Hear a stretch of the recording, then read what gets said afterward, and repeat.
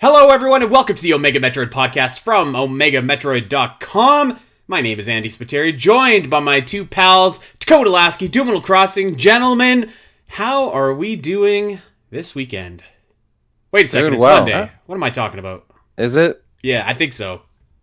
It is, you're right, yeah. It always feels like the weekend, because we used to record on Sundays, you know? Yeah.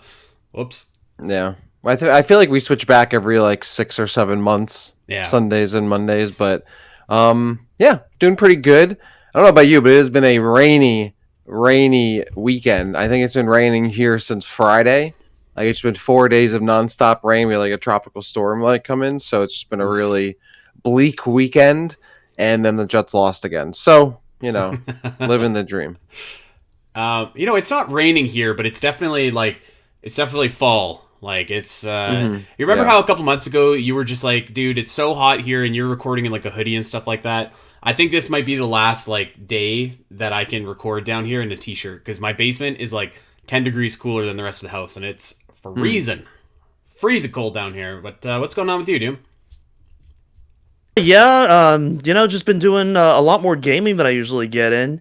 We released our Zero Mission Guide about 2 or 3 weeks ago, I want to say, and I've been slowly but surely updating it with more stuff, and my god, we've both been playing some Metroid games. I've been, enjoying the hell out of Zero Mission. You've been enjoying the hell out of Prime 3, getting that guide ready to come out real soon, so it's just been a lot of beloved Metroid game playthroughs all around. I also played some Doom Eternal on the PC for the first time today, so that was a lot of fun.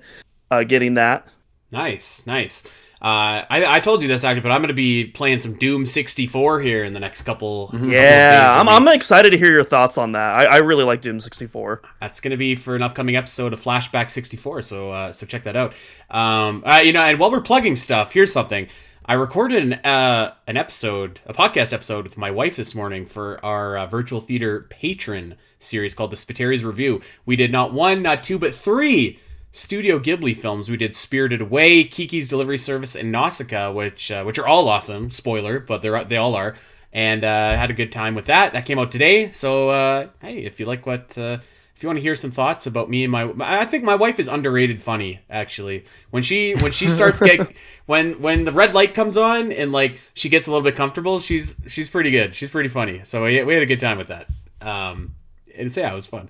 So yeah, we got a whole lot of Metroid stuff to get into for today, but perhaps we should, as quickly or as not quickly as we want, just touch upon the ginormous Microsoft leak that occurred earlier this week, and I think the main takeaway from it, which a lot of people were buzzing about, but isn't really that surprising, I don't think, is that Phil Spencer, the head of Xbox, essentially poked around into acquiring Nintendo, had made mention that their future was in software, not hardware, and I think that a lot of people, that was probably one of the big stories of this leak, at least in my world it was. But I mean, it's not like people haven't been saying that for a long time, and it's not that surprising considering Microsoft clearly isn't afraid to go big game hunting, going after Bethesda and Activision. It seems right up their alley that they would have made inquiries about Nintendo as well. But I don't know, anything else about that leak stick out to you guys?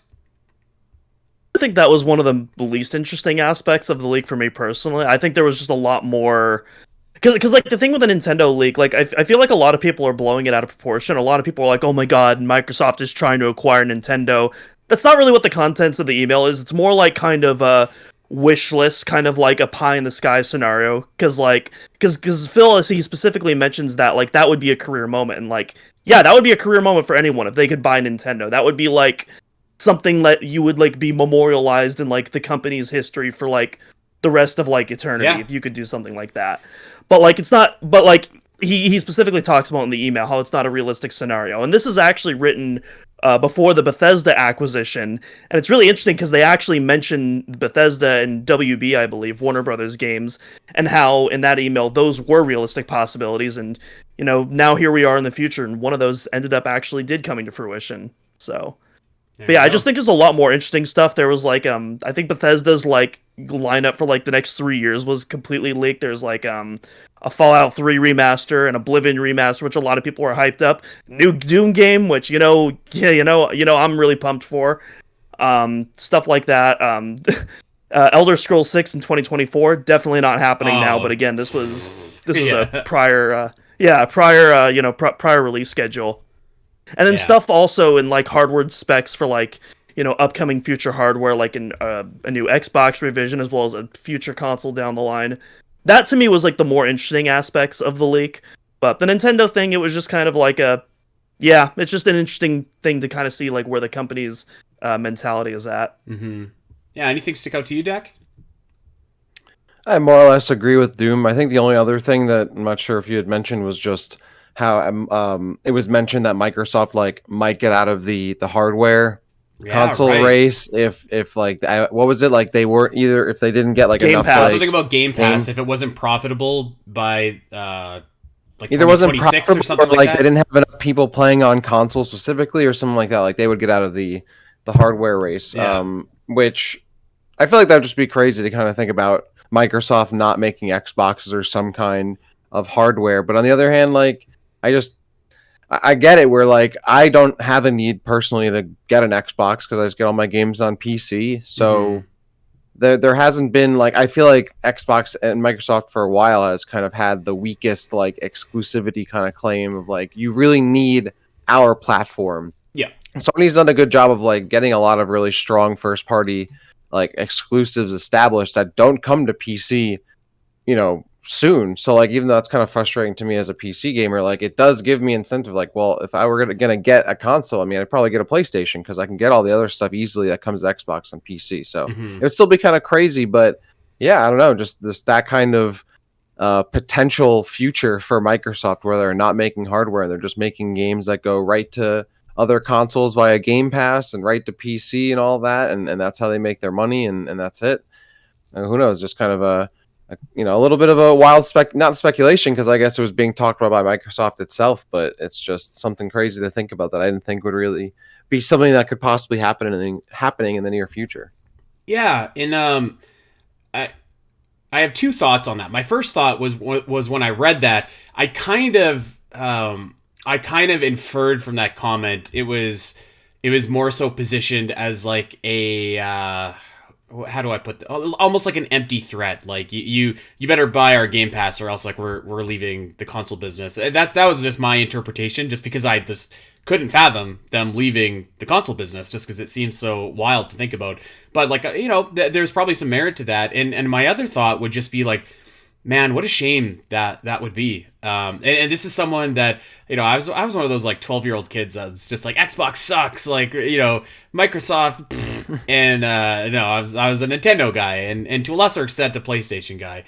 And Microsoft was kind of like the invader into our sacred space. But I mean, they've really done a lot for gaming, honestly. Like but particularly I think in terms of like some of their like Xbox Live was completely revolutionary. The Game Pass today is such a like amazing customer friendly concept. Xbox Live Arcade, I mean, that was where you can kind of get a lot of indie games like online, like, and DLC that way. That was pretty awesome. And just like in terms of hardware, like some of their console, like the original Xbox was really pushing the limits on what console hardware could do. And that's definitely, I think, been their strength. Their weakness has been first-party IPs, particularly, I think, since, like, I don't want to say the downfall of Halo, because that sounds dramatic, but, like, Halo isn't what it once was, for sure.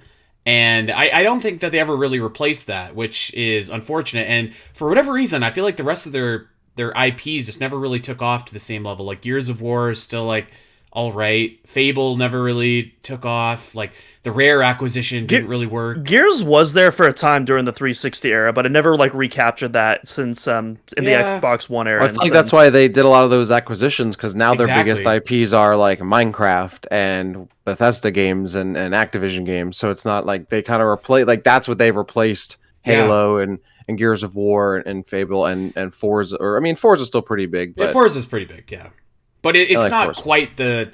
No. Yeah, it's a different type level kind of thing. Yeah. For sure. But yeah, they've definitely revolutionized a ton of stuff. I think they've just kind of been, at least hardware-wise, to me, I feel like they've been floundering. There it is. There it is. Mike falls. I feel like floundering hardware wise since like the early 2010s, like since the Xbox One. You know, I feel like they never had like a solid footing of really need an Xbox that like wasn't confusing. Like, what version do I need? Which I feel like is the problem they have now. Honestly, like it's just like I still to this day right now it's like it's the Xbox Series X and Series S, right? And the S is digital only and the X is powerful and there's no like middleman. It's just those two, right? Correct. Yep.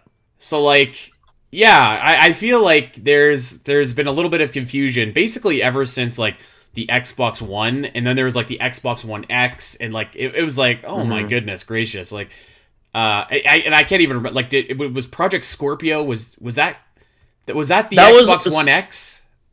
Yeah, that was like the beta name of like the X, right. Kind of like the Revolution to the Wii. Right. Great name.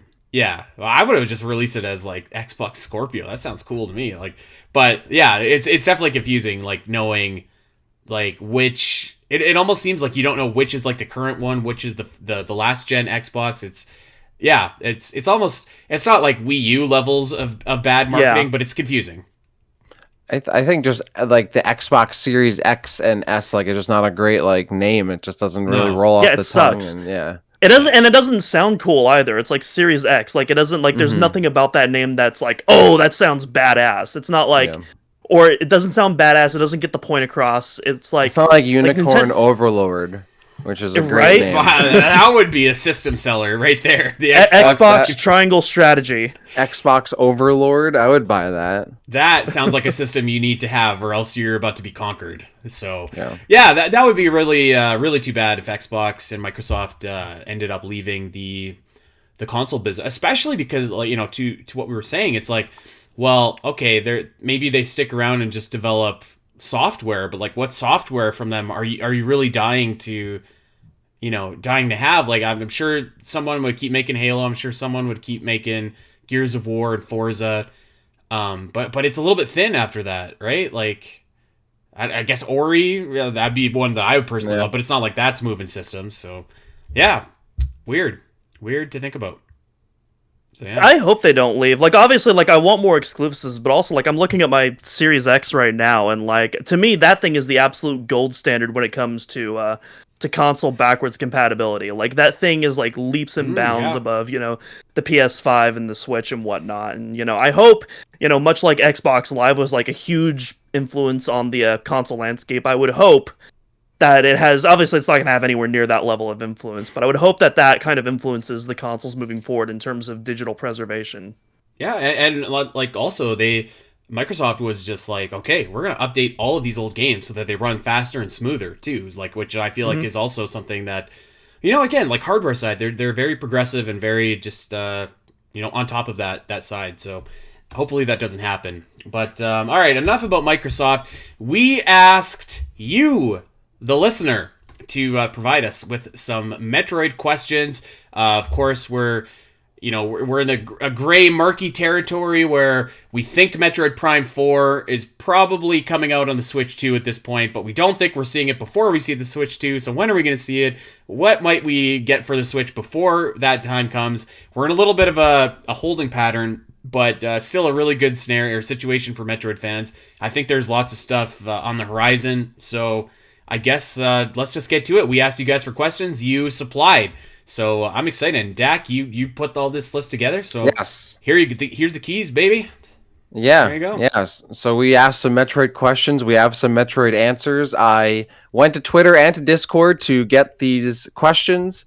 I will say that if your question's not here, it might be because someone else asked a very similar question, or we answered it recently on a recent episode. Like, we're not going to talk about, like, when's Metroid Prime 4 coming out? Like, we just talked about that for the past 3 weeks. So we're not going to answer that. Or I might have just missed your question, in which case, sorry. So that's it. Okay, so I'm actually going to start with the Twitter questions. The majority of these are Discord, and I'm going to start with the first question, which is from Metroid Theorist, and also Dave97 asked a similar question, but this is pretty relevant to something that came out recently. Obviously, there was the Super Mario Bros. 35 game, and now there's F-099. How would you feel if Nintendo dropped a similar battle royale, but for Metroid or Super Metroid, any of the Metroid games, What would you like to see if Nintendo did this? Andy, you smiled pretty quickly, so I'm going to throw it to you first. What's your answer to this? And great question, by the way, Metroid Theorist. Thank you. Yeah. I mean, hey, I would love to see that. Like, Mm-hmm. there's very few like pitches or suggestions that you could give me where I would just be like, no, I don't want to see that in a Metroid game. Like, I like to see Metroid kind of, expanding and trying out different things. And I think that these games are like, they're pretty fun for what they are, right? Like, they're, they don't have to be anything too deep or too complex. And who knows? I mean, maybe if it's more accessible, maybe people are just like, all right, I'm gonna try Super Metroid, or I'm gonna try Metroid or whatever game they happen to do it. So I would love to see that. In terms of like how it would actually work, oh man, I'm not sure. Like, I'm sure you could probably figure out something to do it, but like, I don't know. Maybe there's like the Super Metroid escape sequence or something, and like you got 99 Samuses running away. I don't know, but I would love to see that. But off the top of my head, I don't know exactly how you would translate it to a battle royale. I mean, if you wanted to be like, really, you could do like a very smaller, condensed version of like who finishes the game first or with the quickest time or something. I don't know. What do you guys think? I'm gonna jump in real quick because you had actually mentioned one of mine that because I feel like that's the obvious one, the escape sequence. Like you have a big like obstacle course or whatever it is, an escape sequence, and whoever gets to the end first wins, or however many people survive before the place blows up, like win or whatever. So I think that's like the natural one right there. I love this question because I was thinking of some other ones too. I think there's a lot of cool things you could do. A similar one I think would just be like a cool like speed booster race, like not necessarily an escape sequence, but you just have a long speed booster obstacle course, and whoever can kind of like get the farthest without like getting stopped or dying would win. And you have like 99 Samuses overlaid on top of each other, like speed boosting and shine sparking all over each other. Like I think that would be really sick. That was my first idea. That'd be awesome. Torvis is gonna murder us all in that one. The second one was a big boss battle. So you had a huge Metroid boss, 99 Samuses, and whoever's like the last one standing against the boss would kind of be the winner there. And you could maybe do that in 2D or 3D. And then the other one I was thinking was more specific to Metroid Dread. What if you had a big like Emmy sequence, and you have an Emmy going around chasing everyone down? You need to be the last one standing as this Emmy like gets stronger, and maybe another Emmy gets added to the mix as time goes on, and you're trying to be the last one standing. So those are my ideas. I think this would be super sick. I feel like there are even more ideas than that you could do. I think what you mentioned would be cool. Maybe you take like sections of the game. Who can beat this section? I got one more before idea. the other person or something. Like so many ideas. But yeah, those are mine. What if you I've were said like it before. I'm sorry, dude. Go ahead. I was just gonna say I've said it before and I'll say it again.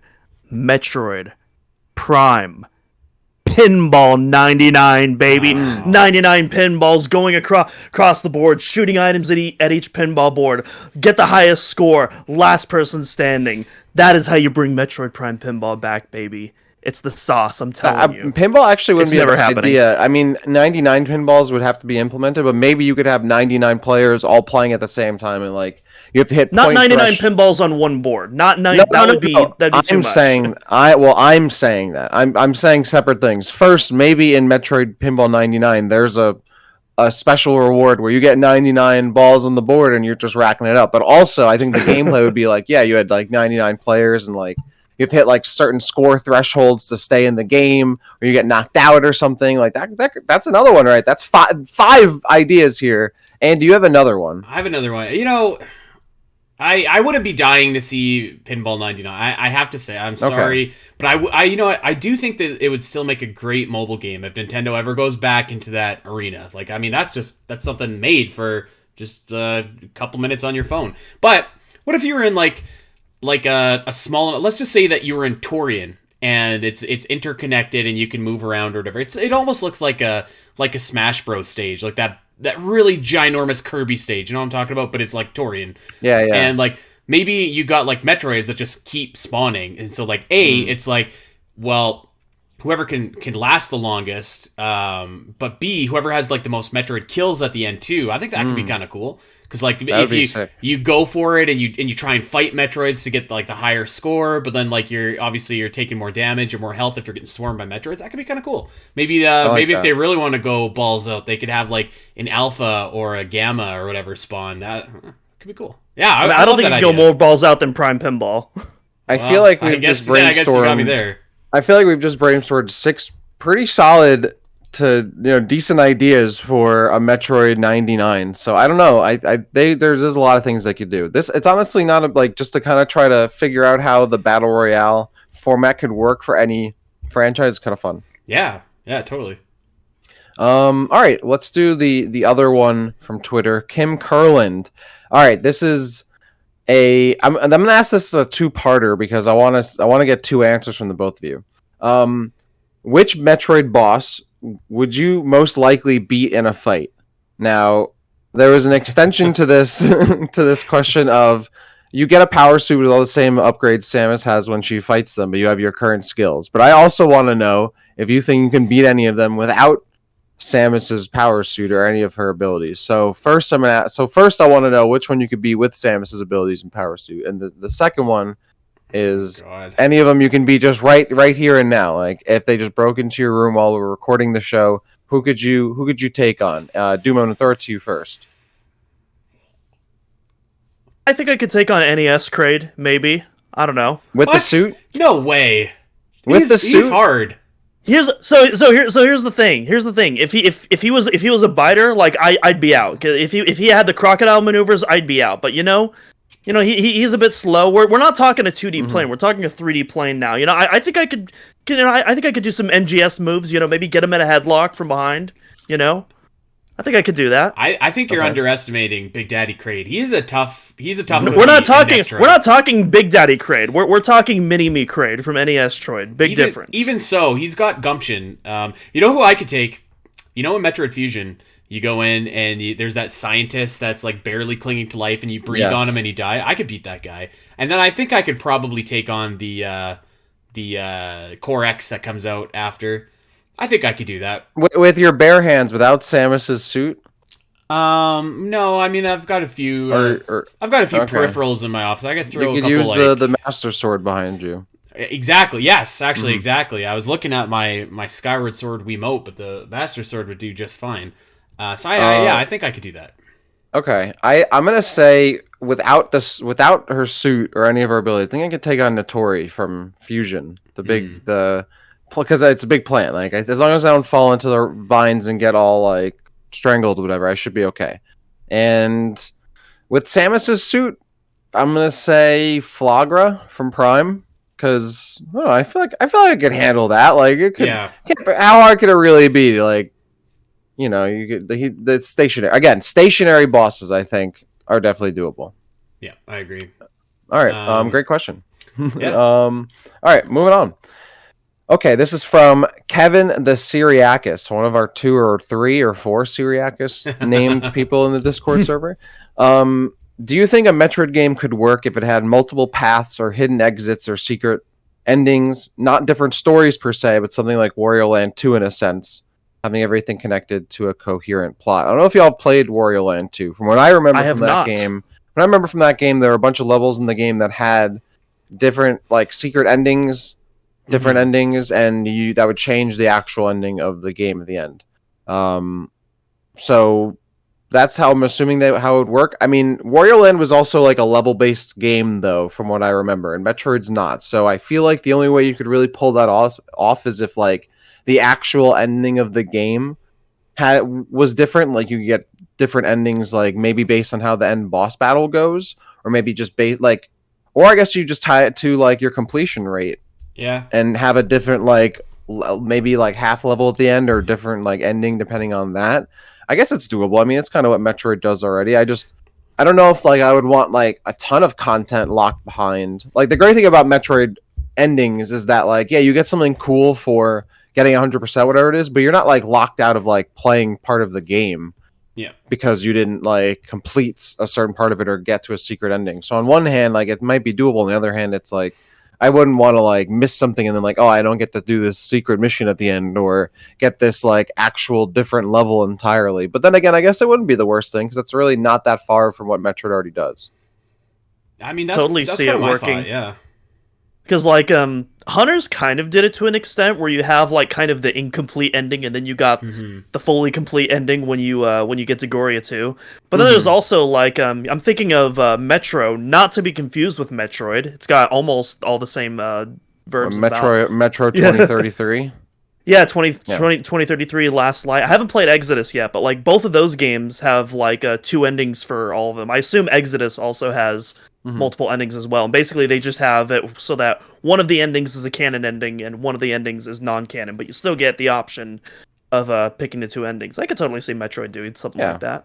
It's not already unfamiliar territory for the franchise. I agree. They do something similar with that. What I might suggest that's different is like maybe they could take a page out of like the Donkey Kong Country 3 book where like you can get to Baron K. Rulenstein or whatever and you beat him and that's fine, but each level has like a DK coin, and if you collect them all, then you eventually unlock like another secret boss, which gives you like a different ending, and you also get a different ending if you rescue all like the little banana birds or whatever. So like but I mean that's again just kind of tied to item completion, which Metroid already kind of does anyway. Like if you played Metroid Prime 3, for example, and did not get 100% of the items, you would just finish the game and that's it. Whereas if you do, you kind of have a little teaser for what's coming next. Not like a different story or anything like that, but I mean they could do that. I feel like they kind of do that already. You guys might hate this, but I feel like sometimes like they're like a game like Fire Emblem Three Houses where you kind of pick a set path and you follow it. That would be all right. Like Yeah, I'm just trying to think of because it's not even just like the endings too, but like how could you implement like different paths or hidden exits and secret levels in the game outside the endings? mhm. I guess maybe that would have to do with like maybe sequence breaking or some kind of puzzles to do stuff. I think there's definitely a way. I'm trying to think of how it maybe on one hand already doesn't exist in Metroid, but also so you're not just like how you do it outside of the ending scenario. I feel like what you could do is almost like we talked about an open world Metroid game a few months ago, and like in my mind, it's like you could, if you had a Metroid game. No, it doesn't have to be open world, but just for example, if it had like a bunch of optional power ups and expansion, like abilities for Samus that were optional that you didn't have to get, you could just go right to Torian and fight Mother Brain or whatever. But if you did get all those, maybe there's like different little sub stories or paths or something like that you could take. I'm not sure. That might be a way. Um, yeah, I guess something we can talk about further in the coming weeks. On a relevant follow-up question here from Paulson91, for a while I have assumed that Sylux is following Samus for nefarious reasons in the ending of Corruption, but what if Sylux is actually approaching Samus to form some kind of alliance? What other ways could Sylux be a part of Prime 4 beyond just being an antagonist? So I guess, yeah, essentially asking, like, we're all assuming, which I think is pretty justified, that Sylux is going to be, like, the bad guy or one of the bad guys of Prime 4. What if that's not the case? And if so, what ways could Sylux appear if that is true, indeedly not the case? Would love it if they fleshed out Sylux to the point where he's a villain or an anti-hero, but his motives aren't entirely black and white. Hmm. You can see kind of part of like, where he's coming from. And maybe like he doesn't become an ally, but kind of a the enemy of my enemy is my friend kind of deal. I kind of hope they go in that direction. I don't think they are. I think he's going to be kind of a mustache twirling, antagonist like we typically get. But I hope they prove me wrong. I think that would be really intriguing. Yeah, I've kind of said for a long time. I think that Sylux is going to play a role similar to Arbiter in Halo 2, where I think he'll, or maybe to bring it back to more Metroid, I think he'll play a role similar to Dark Samus in Metroid Prime 2, except you don't fight him 3 times. But like he's an antagonist, but he's not like the main antagonist. There's also another completely separate objective that you have to tackle, and I do think that they are going to bring some complexity to Sylux, because like I mean, like, do we really need like another just one-dimensional villain. I think that they've kind of built this encounter up through corruption, through Federation Force, like. So I think they want to maybe do something with Sylux rather than just have him be just kind of like a one and done bad guy. Maybe turn him into an anti-hero that can be, it's like the Punisher to Daredevil, or 100 other analogies that you can think of. But I think it's going to be something like that. Yeah, I mean, this question's kind of hard because on one hand, like there are only so many like sides he can be on. Like he's either like with Samus and the Federation, or he's not involved, right? Yeah. I feel like at least when we know from Sylux, like he has such a grudge against the Federation that it just, to me, it kind of feels it would be weird if not suddenly, but like eventually he became an anti-hero or kind of a good guy or something. Like I'd be okay with him just being a straight up bad guy, but I would love some complexity behind that of like legitimate reasons for being a bad guy. Like I hate the Federation because they blew up my planet and killed my entire family, whatever it is, right? Mm-hmm. Just as long as he's not Samus's brother or dad or anything like that, like I would like, and that's what I think is going to be most interesting, is building Sylux and Samus's relationship, because it's really more Sylux versus the Federation than it is Sylux versus Samus specifically so far. So I think that is kind of more interesting, is how does like there's going to be, I have to imagine, some element of like Samus seeing kind of Sylux's side of things, like on one hand, but then obviously knowing what the right thing to do is. I don't know. I'm interested to see, like, I feel like it would be a little too out of left field to make Sylux not like the villain. And I honestly do expect him to be the main villain, actually. But we'll see. I could see Sylux also being a multi-game character. But yeah, I mean, aside from being the villain, I'm assuming really the only way Sylux could be involved is if he wasn't an ally or he wasn't involved at all. And I really don't see him being an ally. I don't even really see him redeeming himself. And I'm okay with that. I would like just a straight up bad guy. I'm all right with that. All right. Let's see. From Chunky Beef Bombs. When you think of best story, what Metroid game comes to mind? And which Metroid game comes to mind for best gameplay? All right, so Metroid games for best story, best gameplay. My opinion, best story, Fusion, best gameplay, Prime. That's for me. Yeah, when it comes to story, I'm definitely in the same boat there. Fusion, Prime as well. I would also put in like best story, in the sense that I love the way that the story is told in Metroid Prime. We've talked about this in the podcast before, but I love how Prime, like, it's not a super complex story, but like there's so much rich lore in the a lot of the atmosphere is able to tell a lot of the story without characters explicitly telling us like specific plot points. And I think there isn't, I feel like Prime 1 and 2 in particular, the only, well, and Super Metroid as well to a lesser extent, I feel like are the only games that are really able to like fully capture that to that extent. And then from a gameplay perspective, I mean, for me, it's got to be Metroid Dread and Metroid Zero Mission. Like, my God, the gameplay in those games are just absolutely phenomenal. Yeah. I mean, it reminds me so much. I mean, I've talked about Doom in this podcast in particular, but like Metroid Dread in particular reminds me so much of like the combat loop in Doom Eternal. And how how everything cycles back into each other, how you get health back, how you memorize boss patterns. There's a lot of formula in there. And considering Doom Eternal is like in my top 3 games of all time, like having Metroid Dread, I don't know if it directly takes elements for that or if it's just a coincidence. I'm leaning more towards the latter. But the fact that they do share those elements together, and then you combine that into a Metroid game, oh my gosh, it works so much for me. And then Zero Mission, obviously, I've just been playing that recently and just playing that with like all the speedrunning tech and just experimenting and doing like, what, I wonder if I could do this crazy maneuver, and then it actually works. Like, it's one of the most satisfying feelings like that you can get in a game. I'm gonna agree and say Metroid Dread for gameplay. I think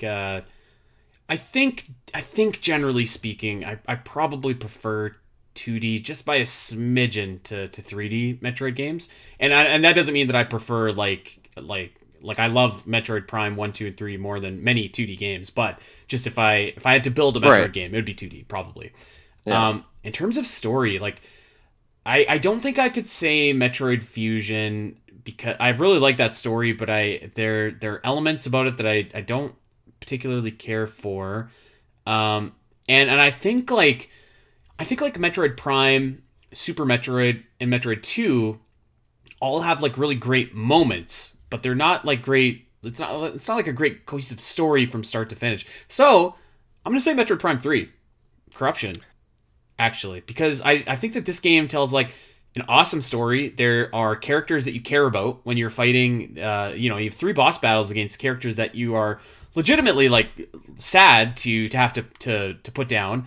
The tension kind of ramps up. There's a lot of like really spectacular like moments in the game, like when you're defending the Spire, or like when you find the Valhalla, or like there's a lot of cool stuff, but like there's also like an overarching story. And Prime has a little bit of a crutch because it's the third and final piece of a trilogy, but I really think that it sticks the landing and comes together really well. It introduces a lot of like really cool characters. It has like really cinematic set piece moments that I don't feel like get talked about enough. So it probably doesn't have any of my favorite story moments in the series, but I think as a collective whole, Corruption is not talked about enough. Yeah, that's a really good shout out. I think Prime 3 does a lot of stuff well. I think it's a really solid, like, cohesive story that in and of itself, even though you can obviously appreciate it a lot more if you go into it having played Prime 1 and 2. I feel the same way about Fusion. I think it does really well on its own as a story, but if having, like, I didn't play Super Metroid before I played Fusion, but I still really liked it. But now knowing about what happens in Super Metroid and then like Other M, whatever, like it does change Fusion itself. I think maybe like something that tips over the edge for me is like the depiction of Samus in Fusion is my favorite. Yeah. So like that's kind of like that gives the edge to me, but everything else you said is on point. Like I think Prime 3 is pretty much right up there next. Like I would say it's like Fusion, Prime 3, like Zero Mission, like Prime 3 is right up there. All the things you said, a lot of great characters, a lot of great character moments. I think it actually does. I think like the Samus and Rundas moment is a very memorable story moment there. I love the Norian invasion at the beginning.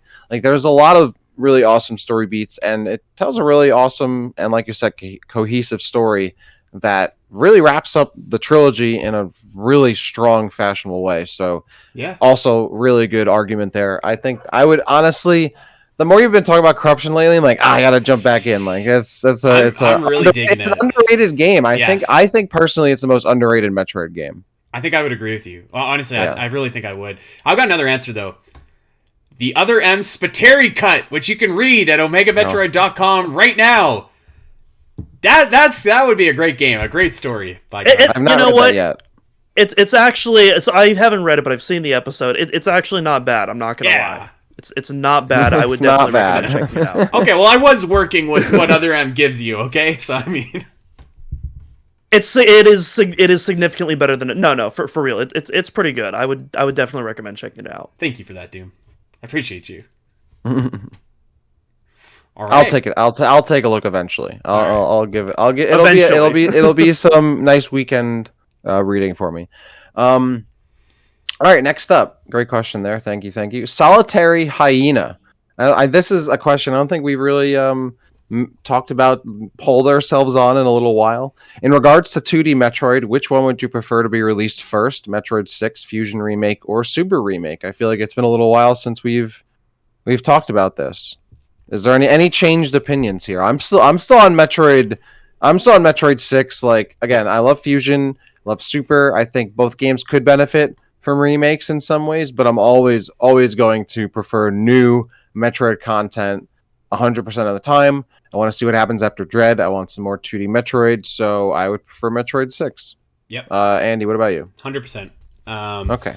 Fusion, I think, could do with the remake. Super less so. But those games don't they don't absolutely need them. I just want, I want to know what's next. I want new areas. I want new, right? Like, so yeah, Metroid 6. Yeah. But before I would have said like I was indifferent, but like the more I've been thinking about it, like I definitely want Metroid 6, especially with again I was just talking about how Metroid Dread is like probably some of my favorite Metroid gameplay to date. I want to see how Mercury's Steam evolves that and potentially makes that even better. I want to see them get even more crazy and put even more crazy ideas into the gameplay.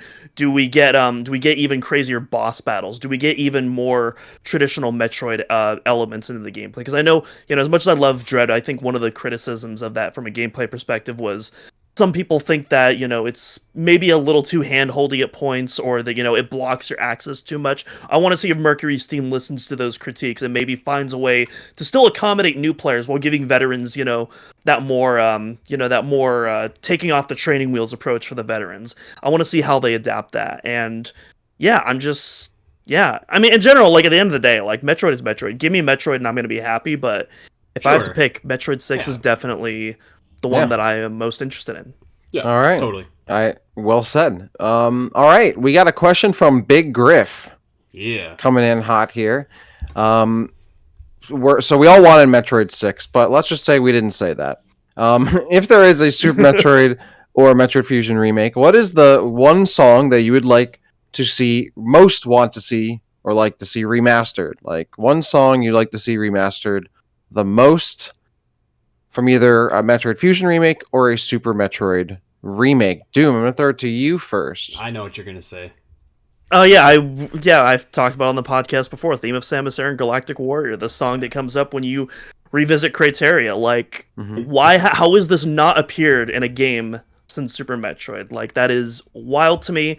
If they remade Super Metroid, obviously that would I have to imagine that would be there. It does that show would up be in Corruption, like, kind of, sorta, when you're in your ship.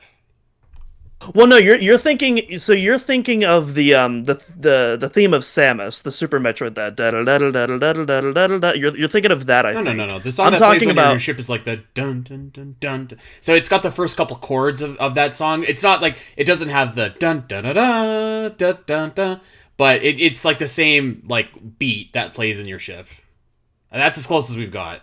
Kind of. I think that's more of a coincidence. I don't think that's specifically referencing that piece. I wouldn't. Maybe I'm wrong though. I'd have to interview Yamamoto. That's himself. an episode right there. Yeah, that's an episode. I think if you listen to them, they're clearly like, it's a riff on the motif, but it's not the same. You're correct. Mm-hmm. I feel like for Super Metroid, I would love to hear like a new Meridia. I'd love to hear the new, like, overgrown with vegetation, like, Green Brinstar theme, which is also a crime that it hasn't come back really in any meaningful way.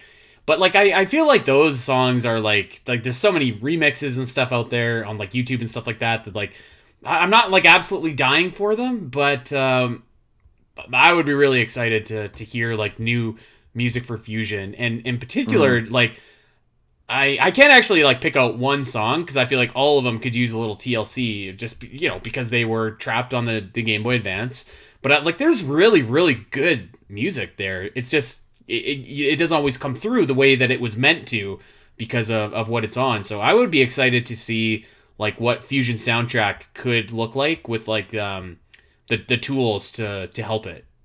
Yeah, I cannot wait to hear a remastered Fusion soundtrack, and the song in particular, because Andy, you had mentioned a bunch of the ones that I would also like to hear, but the track from Fusion always gives me chills is the final mission theme that plays at the very end of the game, where you just have to go back and deal with the stuff in the upper right corner of like the main sector of the ship or the station.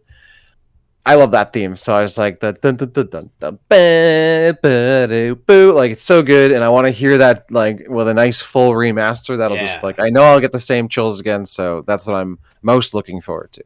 And maybe it's because I'm pretty sure I've talked about it. I'm sorry, I was just gonna say like, I feel like there's so much like Super Metroid remixes and fan albums out there, and there's not as much Fusion, which is also too bad. So it's just like, there's more, like, I have more of an appetite for that, and Fusion, I feel like I can't think of any Fusion songs that are in other games off the top of my head. Can, like, I mean, we've all heard like Arachnus is in Prime 3 in the Berserker fights. Okay, like, is there like Is there That's the anything one. else? That's the one example. It's also kind of in Samus Returns in the Diggernaut theme. It kind of riffs on that, but it's ultimately its own unique theme. Okay. Well, I mean, like, yeah, we pretty much all like the Ridley theme, the Lower Norfair theme, the Lower Brinstar theme. Those have been in multiple games at this point. The main theme obviously has been in multiple games. Like, so like a lot of the Super Metroid stuff has been in other stuff, but Fusion hasn't got that chance. So yeah, that'd be exciting, I think. More Fusion remixes and remasters, more Prime 3 remixes and remasters. I think we need it. We're on a Prime 3 campaign, I think, here. Like, we need to start pushing more. How good, spread the word of how good Prime 3 is. Can I tell? So I was in the Pirate Homeworld, and I never put this together, but like when you're in the oh man, it's either the mines or the research center, but there's like the Lower Norfair song that plays. So not like the do do do do do do. So not that no, one. it's the Super Metroid pirate theme. Like after you collect the missiles, that's the one. It's so good. It's so awesome. It's a really good piece. Yeah. Oh man, it's just like it sounds so awesome, and I was like, man, people have been dogging on my guy Corruption for its supposedly lackluster soundtrack, and that ain't the truth. I have a lot of epiphanies actually with Metroid Prime 3. I think can't wait it's to talk about lackluster. it. It's just my least favorite. Is an underrated game. I'm telling you, man. It is. It gets a bad rap for some reason because it's not 1 and 2, and people have not played it enough. Yeah, I can't wait to talk about it in long form. Yeah, go ahead. I was just gonna say before we move on, going back to the Fusion soundtrack, I've talked about it before, but there's a guy named Pete Lepley who did like an EP covering the themes from Fusion, the main sector themes as well as Sector 4 Underwater. I think you guys would really get a kick out of that one. I really like that album a lot. It takes some of the sample libraries used in the Prime soundtrack, but it also brings in a lot of new original samples and synthesizers as well to give it its own unique flavors as well. And I think Pete did a really good job recreating those themes. You can check it out on his Bandcamp for free, so I would highly recommend it. Hell yeah. Nice. Sweet. We still have a bunch of questions, but I want to get to one more from Griff here because it's like a 1-2 kind of combo here. We've mentioned songs that we like or maybe underrated, or that are underrated, but are there any Metroid songs that you find are overrated? I don't know. I didn't think of any that I felt overrated because I feel like all the Metroid songs are really good. But are there any you feel like are like, it's not as good as people say? I don't think that comes to mind. Overrated is the right word because I still absolutely adore the song, but like usually like people would put like Phendrana Drifts in like a top 10 list. I personally wouldn't even put it in my top 50. I think there's so many other songs. It's a phenomenal song. It's a phenomenal song. But I think there's a lot of better music that I'd rather listen. Are you talking like top 50 in Metroid? Yeah, in Metroid. That's the most offensive thing I've heard you say on this podcast. 50? You're not saying 15. You're saying 50, like 50. 50. That I think is that makes me want to throw up. Way off the charts. Yeah. I think. Yeah, no, I'm sorry. That's not. Okay. I'm not dissing on this. It's a beautiful song. It's a piece that I love listening to. But like when I think of like my favorite Metroid pieces, it's just like. You think you can name 49 more? 49 other pieces that you think you like more than Phendrana Drifts? You really think so?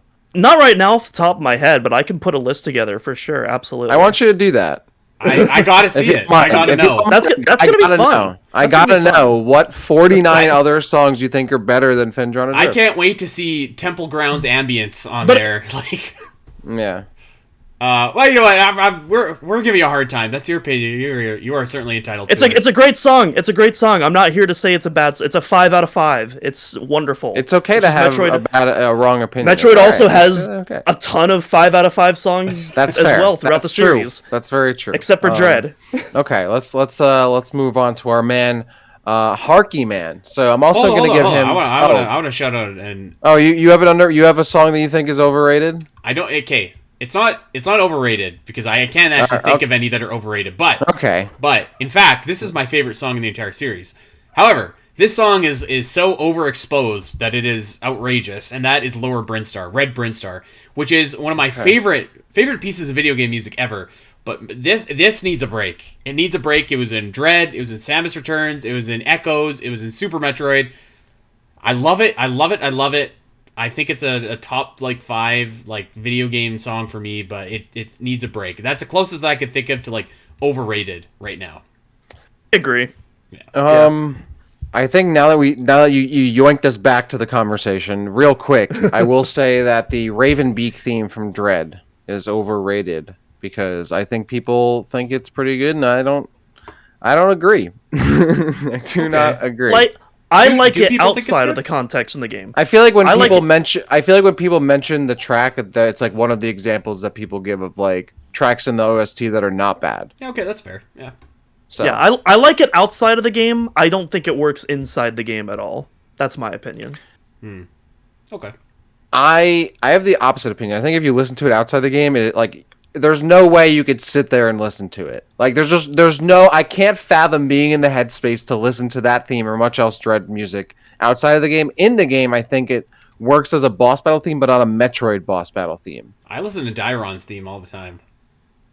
Psychotic behavior. That's gonna be above Phendrana in Doom's crazy list, guaranteed. behavior. No, absolutely Okay, not. so moving on because we have a bunch of other questions to go here. Harky Man, I'll give him the 1-2 punch because one of these we're actually not going to answer for a particular reason, and I'm about to reveal that because I'm going to read the question. Given Space Pirates, legit, not X, haven't been featured in a mainline game in a hot minute, would you like to see them make a return? If so, in what capacity? I'd love to see them have a new charismatic leader to fill the vacuum left by Mother Brain and Ridley. And I would say to that it's funny you asked that because we are going to be doing an entire episode entirely on the Space Pirates, and y'all can correct me if I'm wrong, but I feel like we're going to talk about the history of the Space Pirates, but also the future of the Space Pirates, where we could see them next. So I don't want to give away. I'm sure there's a lot more thinking we all have to do, but I don't want to give anything away ahead of that. But I will say that there's a chance that we'll talk about whether or not we want to see them return. I personally would like to see them return, and we're going to do a whole episode on the Space Pirates in the next few weeks, actually, to talk about the history of the Space Pirates, their lore, their appearances in the games, as well as if and when we'll see them next. So that's all. That's coming up soon. Anything else to add to that? Nope, nailed it. Cool. Well, since we're not answering that question, we'll move on to Harky's second question, which is actually something that we've talked about on a previous Q&A, but I was curious if this answer has changed for anybody else, because I don't think we've talked about it recently. If Samus passed the baton as the hero of the series, who would you like to see it? Oh, who would you like to see it? Who would you like to see take it up? If Samus passed the baton on as the hero of the series, I'd be down for a young Chozo warrior who aspires to Samus's legend. So Harky Man's asking, if it was passed at all, who do you think it should go to? I'm in the camp that I'm still very much like I want to see more Samus, and I don't need to see anyone else leading the games. But if it's a situation where Samus is trading it off for a game or forever, Doom, I'll throw it to you first. What kind of character? Who do you think that could be? Maybe. Yeah, I could see maybe a one and done like an MGS2, but I wouldn't want to see a full-time replacement of Samus. I feel like you mentioned, I feel like there's. What if there was? If there was? Yeah, what if there was? I mean, I feel like it would have to be an original character that we've seen yet, because I can't really think of any current character that we have that would really fit as a suitable replacement for Samus. So... Okay. So then do you think it could be maybe a Chozo, maybe another bounty hunter, like a Federation soldier, maybe a completely new, like a Luminoth or completely new species? What do you think would make the most sense? Because it seems like, at least from Harky's perspective, a young Chozo warrior that makes sense to take over the mantle. So where do you think that if you don't know a character would be where do you think they maybe come from, or what do you think would make the most sense? Would probably be another bounty hunter or an independent contractor. Maybe something from an alien species, and then that way you could also have a gameplay hook in that. Maybe they could do things that just isn't possible with a typical human in a power suit. And so I don't really know. I'm just throwing random ideas at the dartboard off the top of my head. Okay. I agree. Andy, what do you think? I agree with you, Doom. I don't think that character exists in the Metroid world as it is right now. I do think, I think that's an engaging story. I actually wrote an editorial about this on Omega Metroid where, I suggested that maybe Metroid 6, a direction that game could go, is you actually do play as, another character, like a Raiden type of character, and Samus is kind of on the, we're hunting her because she's a Metroid, and now she's done all this bad stuff. And I think that, you could go the bounty hunter road, that would be clear and obvious, and, probably the easiest. But I also think that there's like, and I'm not saying that this character has to be like an alien or a Chozo or whatever, but like you want to make it very distinct. Like when you're playing as this character that you're not Samus, right? Like you could do different things. You have different abilities, like a different way to play Metroid, so that like playing as Samus feels very, like distinct and familiar. Whereas this one has a style all to themselves. I don't know. I mean, I think that, like, honestly, it would depend on the context and story of, like, how that game shaped out. It would be a new character. Maybe they could do some kind of space magic or something like that. Bring that baby Metroid back and make it a person. Oh, no. Jesus. That might be a jumping the shark moment there for Metroid. If that it might be bad. I mean... the answer is it would be like an original character that we just have no idea about. Like you could think of weird things like that, or you could say like maybe it's like a Samus AI or something like that. But I don't think anybody truly wants that. I think we just if that would ever happen, yeah, it's got to be a new character and again someone very unique. Yeah, I kind of like the idea of it being a Chozo though. I think it makes a lot of sense. It's really, at this point, like the major faction. There's a lot, especially now from Dread, like a lot of importance riding on the Chozo. I think it makes a lot of sense for it to be, a Chozo warrior of some kind, or student, or a young Chozo of some kind, not a bounty hunter. And maybe it doesn't necessarily aspire to Samus's legend specifically, but I think having that like Chozo background that's like more Chozo than Samus's, they would be, diverging in that way. I think would be interesting, and we've kind of seen how the Chozo fight in Dread, and it's fun. So like, it would be cool to kind of play a character that does that kind of stuff too. So I would be down for a Chozo character, but I still think there's a lot more. Like, we still don't know a lot about Samus, like, and what she could be doing. She's still like, she's not old or anything. Like, she's, it's still got a lot of years. Like, so I don't know. I'm still down for a lot more stories with Samus, but I'd be down for a Chozo character there. Yeah, definitely. You know what could be kind of fun is an inversion of expectations. Maybe you find what planet Ridley's from, and there's like a good young little Ridley that you can play as that has similar powers. No, please. Don't make Ridley a Pokemon or some kind of creature that can be found on a planet to explore. Like I really, it's gotta come from somewhere. I don't think so. I kind of like the idea of Ridley being just one Ridley for whatever reason. Like, I think Metroid has enough fantasy elements where like Ridley doesn't have to come from a species or a family or like everything else. Like, I don't know. I'd be kind of okay with that. But okay. I think I still have a little bit of trauma from Pokemon Ridley that I'm hesitant to introduce any similar elements to that. Okay. I got a question from Cap. I think I need you two to put your thinking caps on, because this one is a very specific and complex question. Sakamoto around me. Okay, well, put it on imaginarily. Sakamoto and Tanabe are having a debate over the direction for the next Metroid game, and they ask you to settle the matter. It must be one of the following: a rhythm game in which Samus must play her cello to the tune of a variety of music ranging from classical to modern pop remixes, or a physics-based welding game in which Samus must use her plasma beam torch attachment from Prime 3 to quickly assemble various pieces of scrap in order to create bridges, towers, and other structures to assist Federation troopers in tasks such as crossing canyons and containing Metroids. So we have a rhythm game, or we have a Pikmin Tears of the Kingdom Minecraft game. I'll take that one. Yeah. The second one, the latter? Yeah.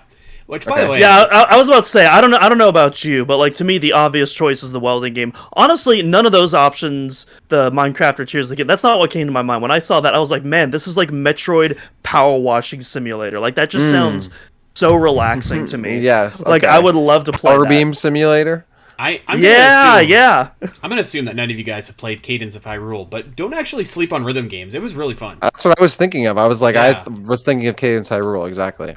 So I'm playing Metroid Prime 3 Corruption. We're the Galactic Federation, the most advanced society, civilization in the entire known history of the universe. And these guys don't have a soldering gun to repair the stupid thing beside the door in Norian. I was like, you got to wait for me to go to an alien planet so I can solder this for you while you stand there and guard the broken panel? Give your head a shake. To be fair, they had a lot of repairs to make, and clearly that panel just wasn't high on the to-do list, No, it wasn't. Not at all. There's a lot of bureaucratic red tape in Prime 3, which we're unaware of, and that's why we need we need books and Metroid to talk about all of that red tape. Maybe if Admiral Dane came down for more than a little snippet and went back up and you could scan him, there would be more work done. Speaking of Admiral Dane, real quick, of all the character, like we were saying, it wouldn't be a character that we know of, that it would be a new character if someone were to take over the mantle, but hear me out.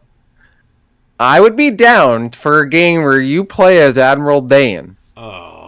I'm okay. Now let me concede here. Maybe not a mainline Metroid game, but maybe some kind of spin-off where it would be appropriate where you play as Admiral Dane. Maybe a little crime drama, a little visual novel. I don't know. Or he just goes full bounty hunter himself. He goes rogue. Admiral Dane, side-scrolling beat 'em up. That'd be cool. I'd be down with that. Yeah, he gets in like a big Federation mech. If we're talking like Pirate Leg Admiral Dane, maybe.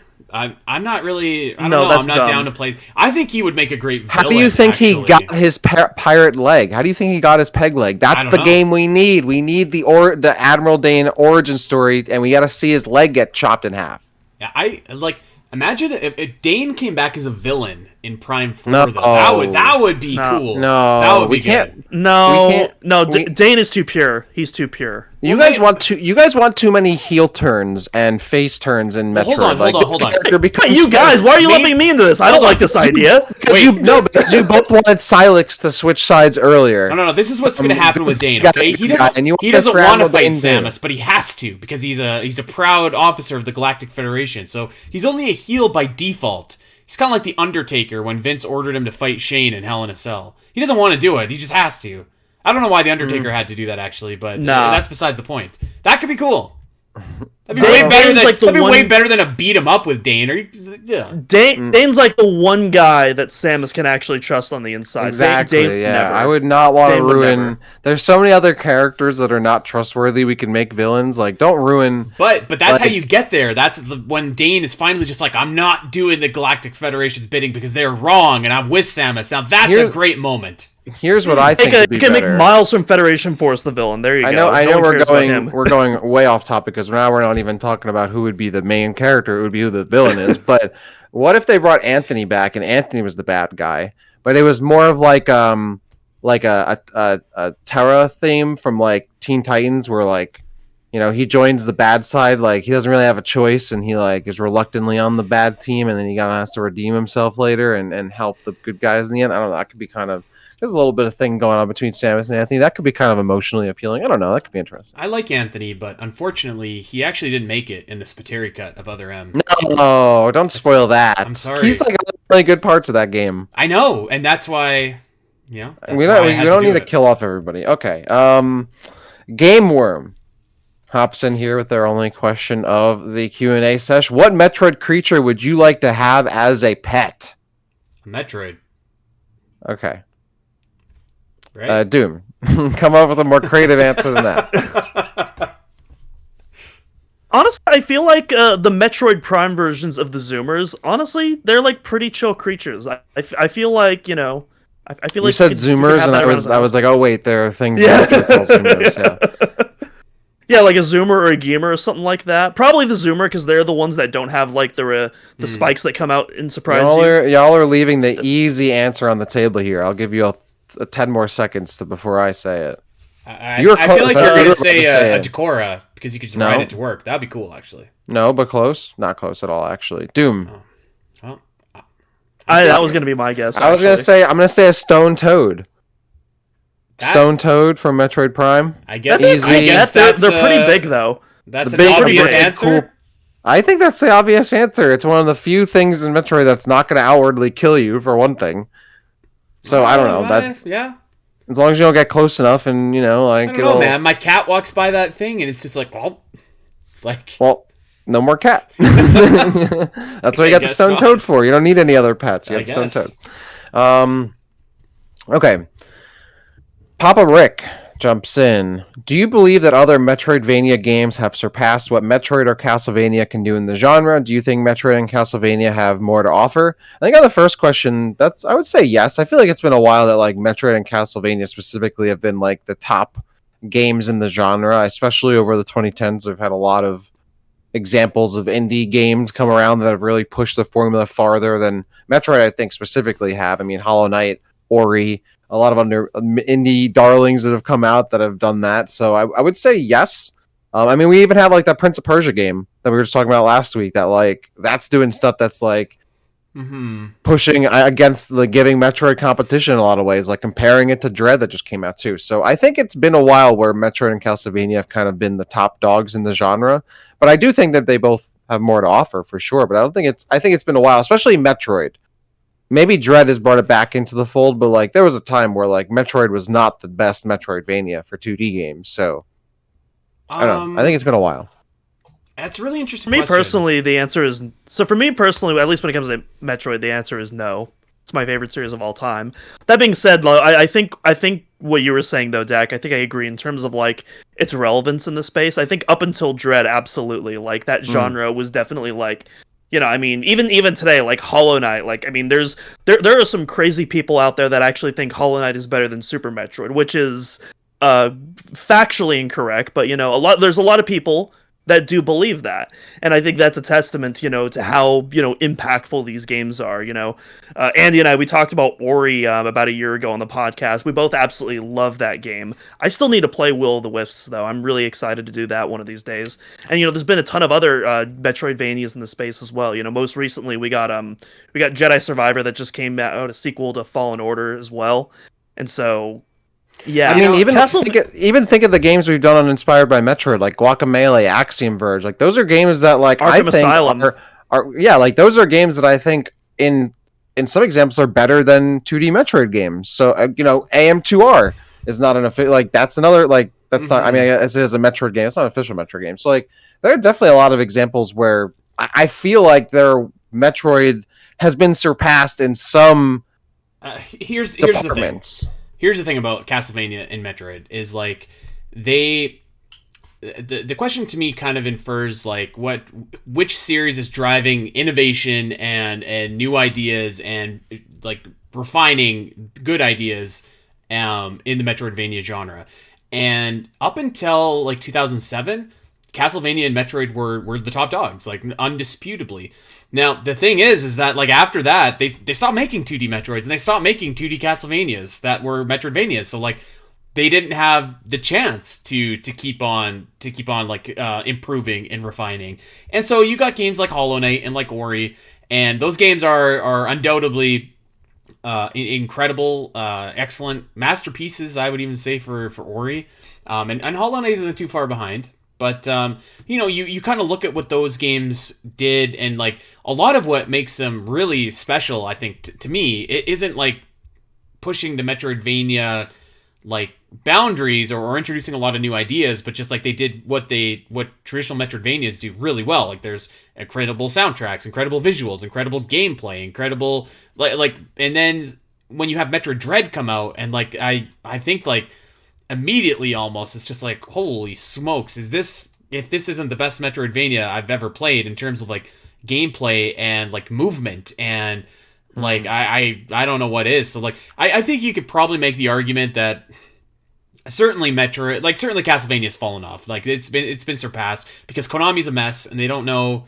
you know, there was no series hotter than Castlevania in like the Game Boy Advance DS era, and now it's you know, just whatever, which is a crime because the show was so popular, and you think if any time was the time to strike, it'd be now. But like I think Metroid, yeah, like with Samus Returns and Dread, like I think it's right back up there, like leading the charge into. And again, it's not like it's like completely revolutionizing ideas, but like I think Dread in particular with like the slide, the momentum, the way that Shine Spark worked, like that's pretty, yeah, like that's pretty innovative stuff, and it really made that game feel very fluid.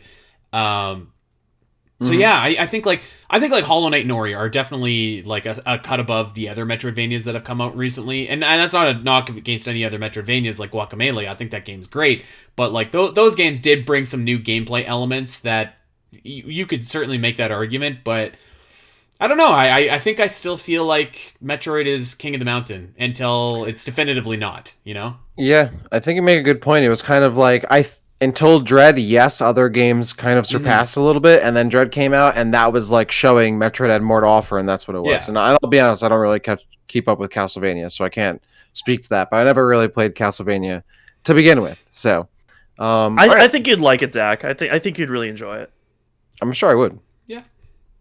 I mean, though, then again, I hate fighting the Belmonts in Smash. I don't know. Maybe it'll be more fun to play as them. There you go. I was about to say, well, they're Symphony of the Night, you kinda, but that's neither here nor there. It's just I'm not a big vampire guy, you know. So Yeah. that's never been. It's not. I like sci-fi, you know. Yeah. Okay. Let's see here. Minneapolis King 25. What's up, my guy?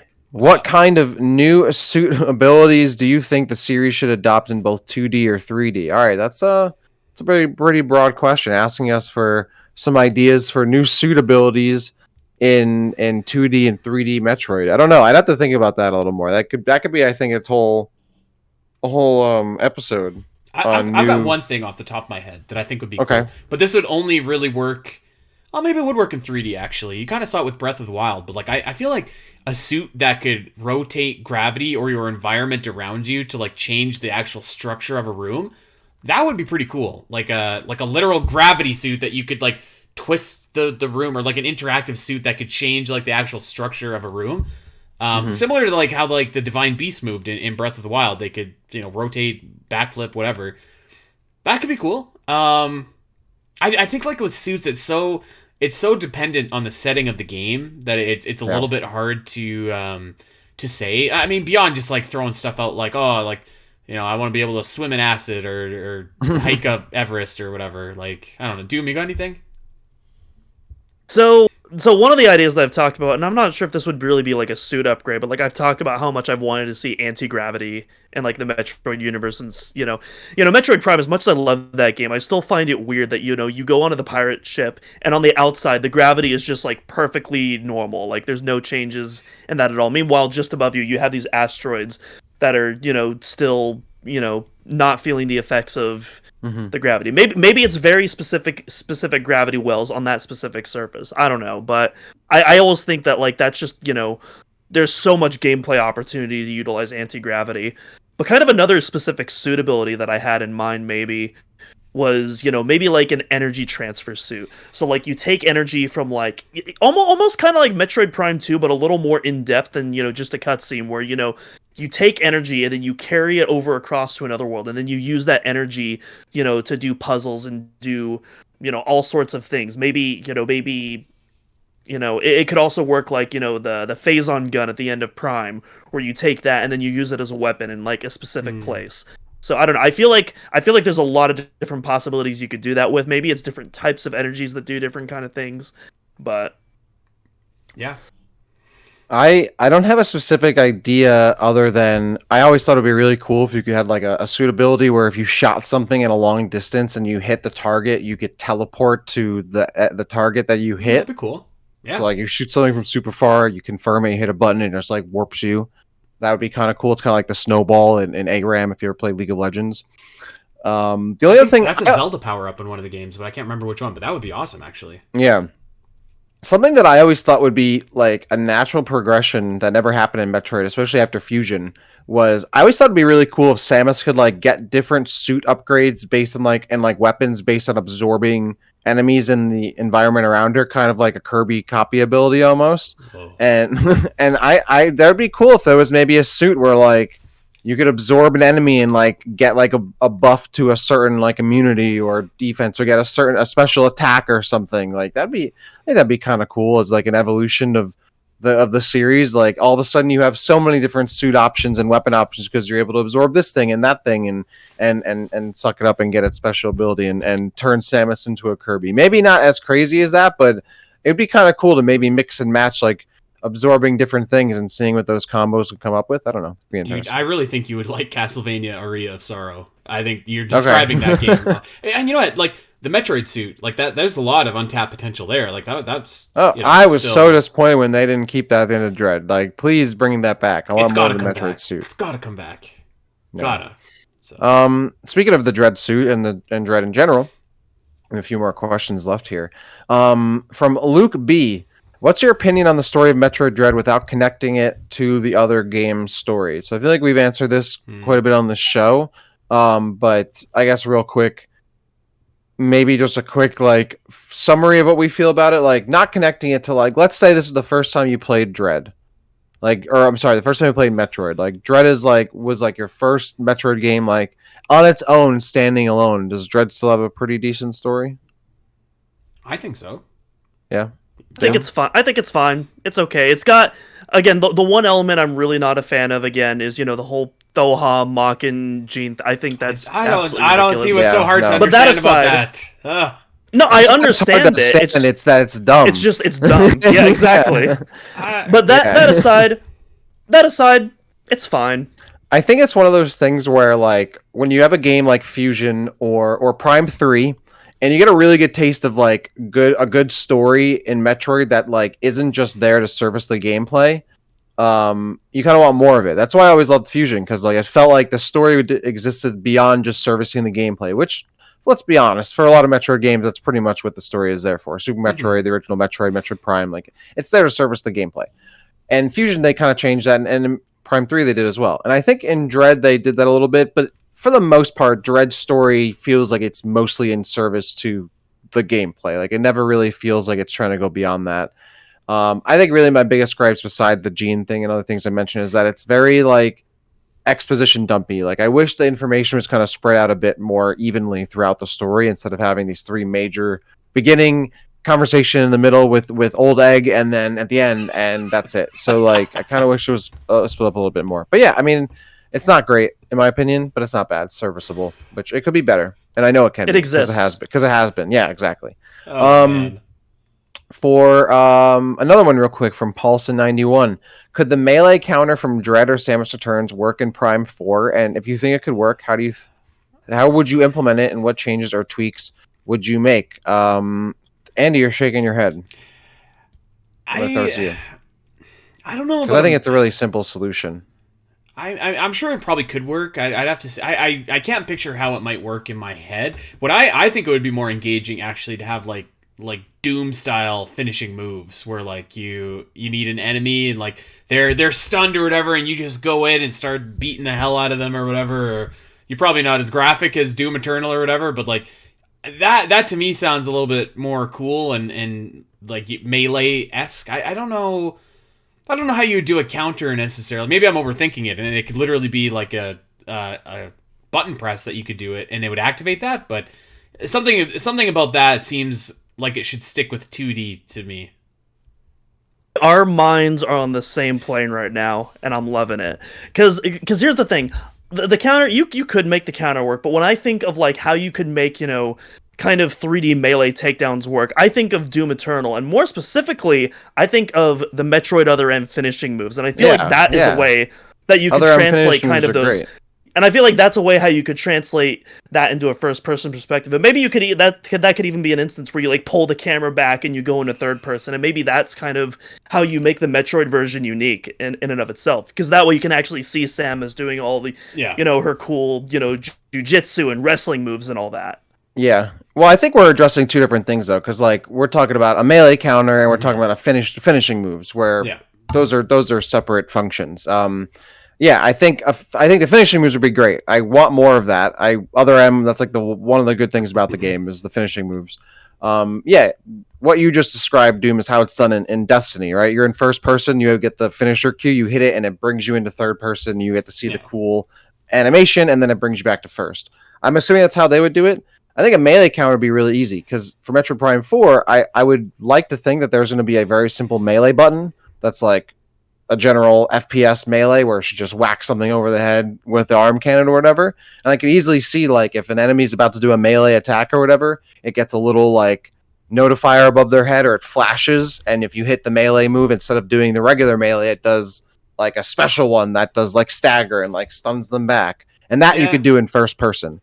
It would just be like a stronger melee, essentially, if you timed it based on an enemy's attack. That's how I would do it. It'd be very simple, and then you'd separate from the finisher, which is an enemy's at like 20% health. You go up to it and you hit, the finisher button, like in Destiny or whatever, and you can do a cool finisher.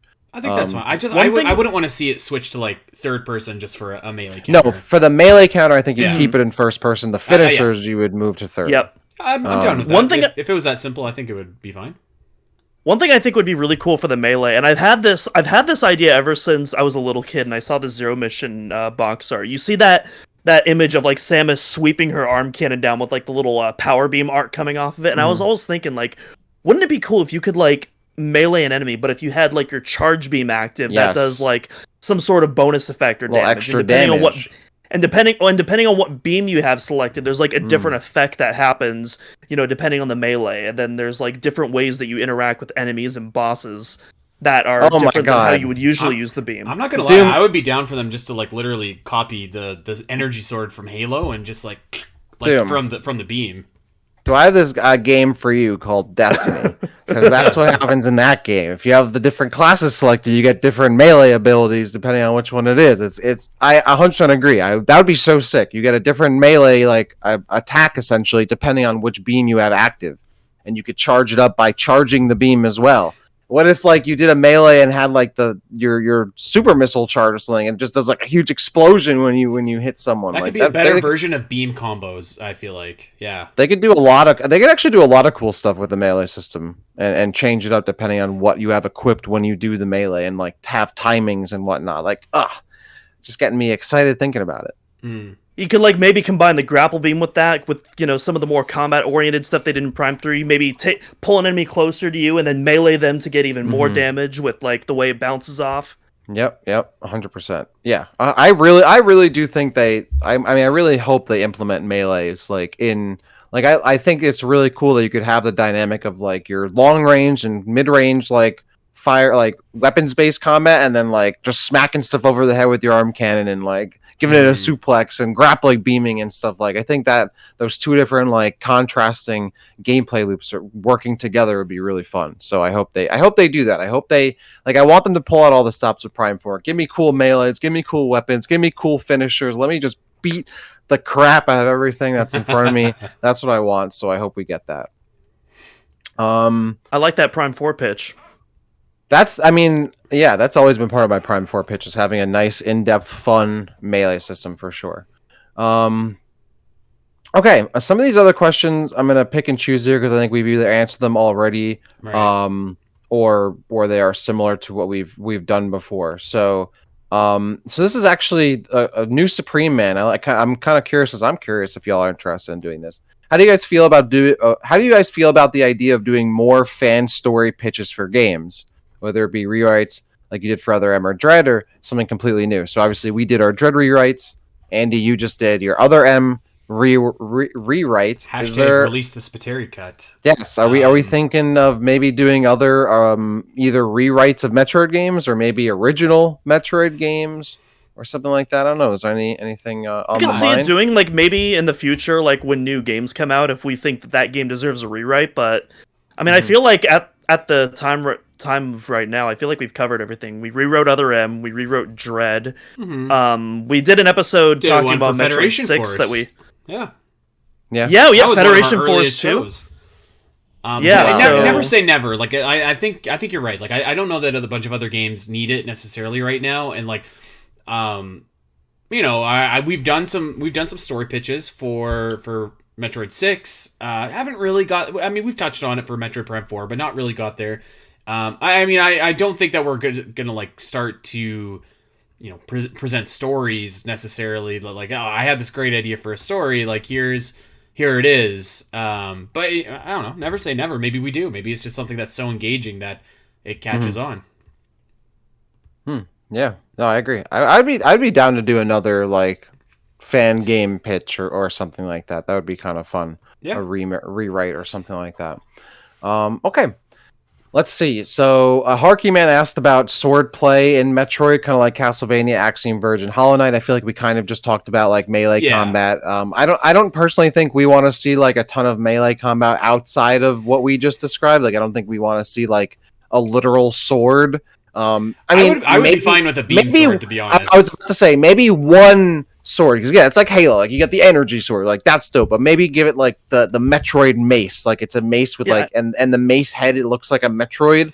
And Samus has that for some reason. Oh, that'd be cool. Maybe just one, a little bit. I could see Samus getting like a little blade that comes out of like the grapple beam arm, maybe kind of similar again to Doom Eternal, because I really like that blade in that game. It's just actually... let her hit people with the arm cannon, man. Yeah, you know, like I think you don't gotta go more than that. But I do think it would be kind of badass to like dual wield like arm cannon shots with like a sword in the other hand or something. I feel like it would be cool. Totally unnecessary, but that'd be kind of badass. That'd be kind of cool. We need dual wielding in Metroid, I think. Let me jump in here really quick, because we just talked about fan pitches and stuff, and I think we might be skipping over this question, but it's from Quaid. I'll write you a fan pitch for a crossover bounty hunter game between like Metroid, F-Zero, maybe Star Fox, something like that. We could come up with something cool. Maybe we could do that one in the future. Yeah. Let's. So yeah, real quick, just for context, Quaid asked, Nintendo decides to mesh some franchises to make a game based on bounty hunting.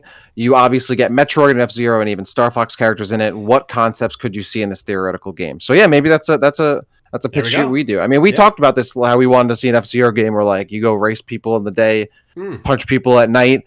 Maybe do that and throw in Samus and Fox and Falco. That could be it, like something like that. Like they get involved in some space crime conspiracy and have to figure it out. That could be cool. Maybe Falco's a Chozo. Oh my god, that would be funny if Falco like finds out he's a Chozo and like has to like be a Chozo and like gets involved with that and like has to like completely change lifestyle. Like that'd be actually, I'm kind of down for that. Yeah, he finds out that Chozo prefer the ground because personally he prefers the air. Okay. These are a couple. I know we are running not short on time, but I think we're wrapping this up here. I don't know if so Andy, you just jumped in and grabbed a question there, and I wasn't sure if we were going to ask it or not. But I'm sorry, I thought you might have been skipping by it, so I wasn't sure if we were going to do it or not. But I was like, yeah, that one's fine. I don't know if you both kind of scanned the remaining questions, but I feel like they've kind of been things. Is cool, and maybe we could save the rest for another day. How about that? Okay. So Kevin's question is the Metroid Prime Remastered one you're referring to, right? Yes. Yeah, okay. So Kevin PDZ0916 writes us, I understand why Nintendo shadow dropped Metroid Prime Remastered when and how they did. However, the only sales figure was 1.09 million copies sold in 1 month after it was announced. While that figure was very impressive for a remaster, they shadow dropped it with no marketing beforehand and just on brand recognition alone. Obviously, it would have been nice if it sold a lot more, like close to Dread's over 3 million sold, especially with Prime 4 on the way. What are your thoughts on this? Do you wish Nintendo would have done a regular marketing cycle for MPR, or do you think shadow dropping it was the best scenario? I was interested that you wanted to talk about this, because I feel like we did an episode just on this specific topic about a month after MPR came out, how I feel like we talked about, at least from what I remember, that we all thought it was a great number and were concerned about it. All that I wanted to add to this is for context of I think a lot of people sleep on how many people watch Nintendo Directs. So I just quickly checked. 6 million people watched that Nintendo Direct where Metroid Prime Remastered was announced, and about 250,000 people have watched the initial release trailer. So like that's pretty good publicity. And like, would you do it for every game? No, but like. I feel like, don't underestimate like how many people and the power of impulsivity too. Like I that was all I really wanted to add, is like, don't underestimate that. And like, while I do wish that the number could have been a little bit bigger, it is what it is, and I don't think that shadow dropping it had any bearing on that number. So. It's one of those things where like, yeah, like you put more money in, like the more you put in, the more you get out. Like obviously, like that goes for anything. Like if they had marketed any kind of game, if they marketed Dread more, it could have sold 5 million copies. Like obviously, it'd be better if they had done that. That'd be great. It's also not our money, Like Nintendo has a marketing budget that figures all those things in. My biggest takeaway from it was Metroid Dread got like not a crazy amount of marketing, but it got a decent amount of marketing. It had like a solid several week campaign of paid ads, commercials, a lot of like social media push. Like it was on Reddit. Like it had a solid amount of push. They had a whole website built for it, all this stuff. And Metroid Prime Remastered had none of that and still sold pretty close kind of to what Dread sold with none of that push. To me, that's not entirely true. I mean, we're talking 1 versus 3 million.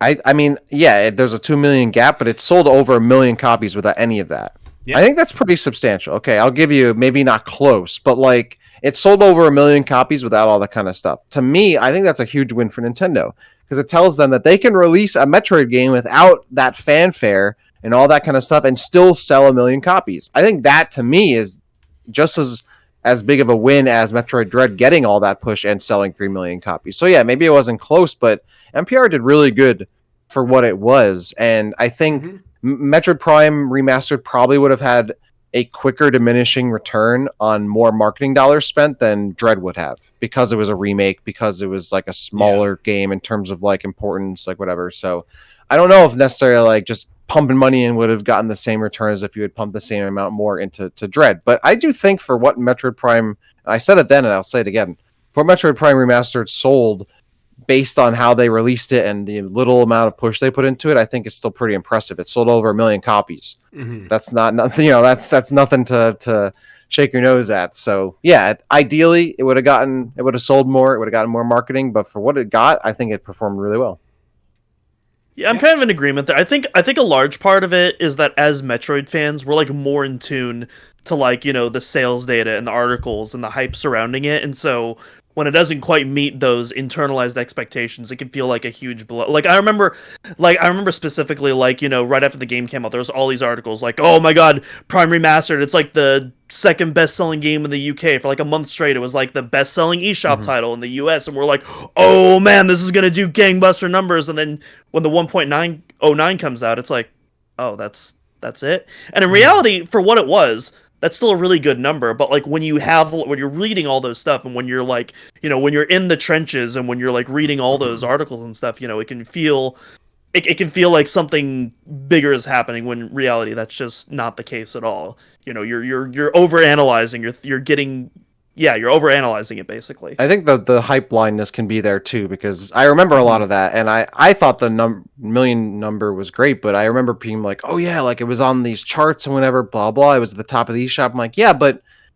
the chart you're citing, number one, was like a UK chart, and let's be honest, like the UK is not a huge region. No. Second, it was at the top of the eShop in a time where there weren't really any other big releases that it had to compete with. Like, it was at the top of the chart, but what else was at the top of the chart? Really nothing else. I can't really even think of anything else it was competing with at the time. Maybe a Pokemon game or a Kirby game? Like, it... Maybe. So I don't even think Arceus or whatever was, like, the most recent Pokemon had come out yet. So, like, it wasn't like it released in December or... Yeah. Like in May or June, like it released in March or I'm sorry, February. So it wasn't like it was really up against too much. So on one hand, like it was, if you just looked at it like with no context, and you're like, oh, it's topping these charts, blah, blah, blah. Yeah, you could easily get this expectation that it should be selling tons of millions of copies based on that. But if you actually looked at it with some little context, you could see that was never really the case. I think, like, generally speaking, too, Tears of the Kingdom being the exception. But, like, I feel like the Switch hasn't been that hot this year. Like, for the last, like, year plus. Like, there have been games coming out, they've been selling well, but it's not, like, the crazy amount of games sold when, like, Breath of the Wild and Odyssey and Animal Crossing and Splatoon. Like, that Luigi I feel like mentioned it's tapered 3. off. Yeah, exactly. Like, I feel like that's tapered off a little bit, and it's come a little bit back down. And I think that's because everybody knows that we're in, like, the last little hurrah for the Switch, and typically... That's what happens when you get to the last little bit in a Nintendo console life cycle. I'm surprised. I'm actually flabbergasted that Tears of the Kingdom has sold as much as it has. So yeah, surprised all of us to an extent. Like I knew it was going to sell well, but like it's just absolutely dominating. I'm very interested to see what that next sales report is going to be because it's definitely outpaced 20 million at this point. It's going to be 25. Like it's outrageous. Crazy. Yeah. So. Yeah, I thought it was interesting. An interesting question. Yeah, definitely. Of course, we love tracking the sales and how things are going to go, and I'm not gonna. I don't think it's worth like a super full answer to this. But Harkyman also asked, and we've talked about this. Like, what is the percent chance of like Prime 2 and Prime 3 dropping or whatever? Harkyman was talking about what's the chance that Echoes, either digital or physical, and Zero Mission maybe on Nintendo Switch Online, both being announced in a February 2024 Direct because that's their 20th anniversary. And I actually didn't think about that. That it is. I don't know if it has anything to. I didn't think about that. That those games, their 20th anniversary would be in 2024, and who knows? That could be a great time to drop both. So I don't think Nintendo will ever reference the anniversaries of those games. That being said, I actually don't think February 2024 I think makes sense for both of those games to release, because by that time I believe we only have one or two more GBA games that we're waiting for Nintendo to release on the service that they've already previously announced. So they're gonna give us a new lineup soon, and I think February makes sense to get that lineup. Zero Mission sounds like a pretty safe bet. Prime 2, I'm feeling pretty optimistic that we'll get Prime 2 or 3 in some capacity, as kind of a runway leading up to Prime 4. And again, I feel like they would want to focus on that before doing, the Switch 2 reveal, which I think we're all in agreement is around the time we're going to see Prime 4. So yeah, February, I'm not willing to bet any money on it, but I think February, it makes sense that for various unrelated reasons that you could see Zero Mission and Prime 2 both get revealed there. Yeah, that's what makes sense to happen, but because there's a Direct, not because it's the anniversary. That's what I was about to say. Exactly. I think it's because it's a Direct, because there's really nothing else dropping. Because when you really kind of look at it a bit more, technically Zero Mission's the one that released in February. Prime didn't release until November of that year, so it's not even its anniversary. So it's a little bit of a stretch. But I can 100% see, I think we mentioned this on the show a couple weeks ago, Metroid Prime 2 dropping in that same slot that Metroid Prime Remastered dropped this year in that February, kind of like nothing else coming out time of year. So absolutely could see that. We'll see. Here we go. Metroid Dread releasing during the 35th anniversary was just a coincidence. That was not intentionally planned. Prime Remastered, they could have released that a few months earlier for the anniversary, but they waited till February to do that because that's the time that they thought made the most sense. And did it really matter at the end of the day? No, I don't think so. No. All right. Well, there are a couple other questions we did not get to, but I think we pretty much covered all the salient Metroid related ones and ones that were not duplicates. So with that said, thanks again to everybody that submitted to our latest round of Metroid questions and Metroid answers. Guys, what do you think? I think we had some good questions there. Great questions, as per usual. Thank you to everybody. I always say it, and I always will say it. I love doing these shows because they're easy, and they're you guys think for us. So it's fantastic. Thank you for the great questions. And if we didn't get your questions, we'll try and get them next. Not to come across as lazy, but yes, it is great that we get to engage with y'all. You said that, not me. We were on a lazy day on occasion. Hey man, we do this show every week. Sometimes it's we need a little crutch to lean on. So sorry if we didn't get to everyone's questions. There were a couple of you that started submitting questions either after I had already put the document together or after we started recording the episode. So in which case, apologies there. But what I will do is next time I have the document of the questions we did this episode. So the next episode we do, I'll be able to cross-reference that and see what the cutoff was, and then just pick up questions from there. So. It'll probably be a couple months until we do another one of these anyway, so I'm not too worried about it. But thanks so much, everyone, for submitting your questions. I think we had a good, solid mix of new questions and kind of, retreads of questions we want to get a little bit of an update on. So, absolutely. And we have some exciting episodes coming up soon as well. Yes. I'm very excited about some of the stuff that we got coming down the pipe. Space Pirates is going to be awesome. We're talking about Metroid Prime 4 next week. That's going to be awesome. We're I think I can't remember if I said it or thought it, but I want to bring definitive ranking back and talk about corruption. Okay, then perfect. Yeah, we got some good stuff. Corruption definitive ranking is on the list. I also talked about before, I do want to revisit the Prime 2 definitive ranking as well and do some updates on that because I really want to play through that game as well. Yeah, well, I think our list right now is looking at next week talking about Prime 4. What's it going to take for it to be a success? I think we're all going to come to the idea up to the table with our own ideas of what we think personally it needs to be a success, what that looks like, what that means. And then the week after that, a deep dive on Space Pirates lore, past, present, and future. And then, Andy, like you said, 187 right now, definitively ranking Metroid Prime 3 Corruption. Man, you've been talking about it a lot lately, and I'm very much I want to do a full run of the three games, 3 trilogy games, play through Metroid Prime Remastered again, and then just pick right up and go right into 2, right into 3. I might just have to do that because you're making me fiend for corruption. I love that. It's so good. I can't wait to talk about it. I'll save for the episode, but I can't wait to talk about it. I was going to say, now that we're definitively ranking it, I have to go back and give it a whirl. So looking forward to that. Andy, I'll throw it back to you real quick to sign off here. Okay, well, once again, thank you to everybody for submitting questions. They were amazing, and like I said, if we didn't get to your question, we'll try and get to it next time we do a Q&A. But in the meantime, you can check us out over on Twitter. We are at Omega Metroid Pod. I am at Spiteri316. Dak is at DakCity_. Doom is at Doominalcross. And we're also, I think all of us are over on Blue Sky, which looks more and more like it might be the heir to Twitter apparent. So go check us out over there. All the same handles as well. And you know what? Get in on our Discord, ask a question. And sometimes if we didn't get to your question and we don't have another Q&A episode coming around the corner, maybe we'll just talk about it right there in Discord. You could talk with us in real time, like right there. So that's always pretty fun. Yeah. We got Patreon going on. We got, speaking of Metroid Prime 3, I got the Pirate Homeworld coming up in the Great Metroid Area ranking, so that's going to be a lot of fun, plus some other areas as well. So that's going to be a blast. I can't wait to do that. And of course, check out OmegaMetroid.com. Like we were saying, we've got all kinds of new guides coming up, all kinds of stuff that you can check out over there. So go and visit. You can read the Spiteri cut of Metroid Other M, talking about story repitches. And last but not least, check us out wherever you get your podcasts. Like, subscribe, review, rate, comment, all of that fun stuff. We appreciate it all. We love it all. And I think that's it. So with that being said, everybody, we'll see you back here next week for some Prime 4 news. Until then, take care.